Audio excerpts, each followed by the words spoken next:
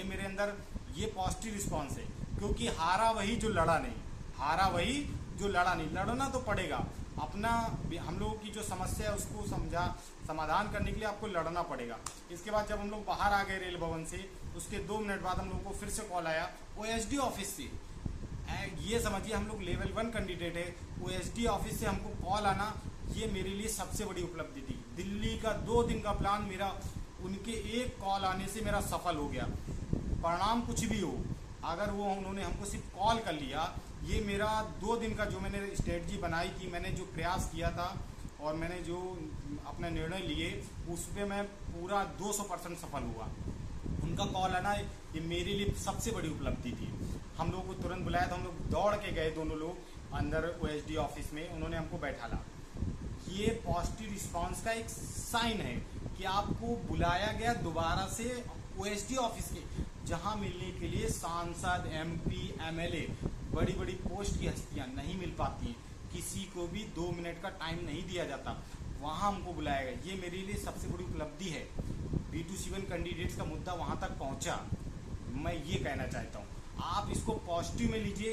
अगर हम और आप मेरी रणनीति से चलेंगे, और मैं जो विकास भाई हैं, अनुज चतुर्वेदी हैं, सचिंदर भाई हैं, दीपू भाई हैं, किट्टू भाई हैं, जो भी लड़के लीड करते थे, मैं उनसे सलाह मशवरा करने के बाद मैं आपको आगे का निर्णय, अगर आप हमारे वीडियो को लाइक सब्सक्राइब करेंगे तो मुझे लगेगा आपने मेरी चीज़ को पसंद किया, मेरी बात को पसंद किया, तो मैं आगे की रणनीति आपके साथ शेयर करूंगा। आप चाहोगे मैं आपको लीड करूं, मैं करूंगा, कोई दूसरा करना चाहे तो वो कर सकता है। कोई इसमें मेरा काम होना चाहिए।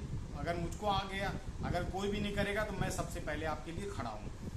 अब आगे की क्या प्लान है, क्या निष्कर्ष निकला इन सब चीज़ों का, मैं आपके 2 मिनट में एक मिनट में वो बता देता हूँ।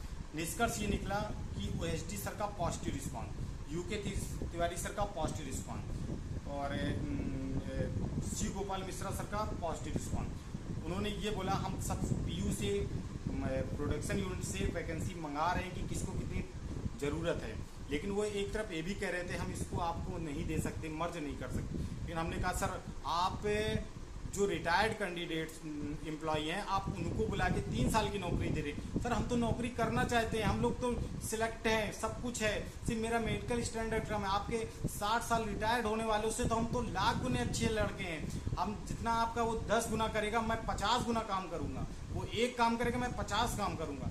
प्लीज़ सर, हमारे लिए मानवता के नाते, नैतिकता के नाते आप हम लोगों के ऊपर ध्यान दीजिए। ये मैंने उनसे शब्द कहे। ठीक है, उन्होंने फिर भी आश्वासन दिया आप लोग परेशान ना होइए, मैं इस मुद्दे को देख रहा हूँ। तो मैंने अपना नंबर वहाँ पर और विनीत का नंबर लिखा दिया है। अगर हम दोनों में किसी को भी रेल ओएसडी ऑफिस से कॉल आता है तो हम आपको इस सबसे पहले इन्फॉर्म करेंगे। और वीडियो इसलिए भी लेट हुआ क्योंकि हम लोग बहुत थके हुए थे, आप समझ सकते हैं। आप घर में बैठे हैं, आपकी क्यूरियोसिटी भी मैं समझ सकता हूँ, लेकिन हम लोग की भी समस्या थी। अभी हमारे कुछ भाई नागपुर नहीं पहुँचे हैं। मैं उस सभी भाइयों का फिर से तहे दिल से धन्यवाद करता हूँ जो मेरी बातों में आए, दिल्ली तक मेरा अभियान सफल किया। बस इसके साथ ही आगे की स्ट्रेटजी के लिए आप इसको लाइक करते हैं, सब्सक्राइब करते हैं और अपनी राय मेरे कमेंट बॉक्स में देंगे तो मैं आगे की रणनीति तैयार कर सकूँगा और मैं आपको अवगत कराऊँगा।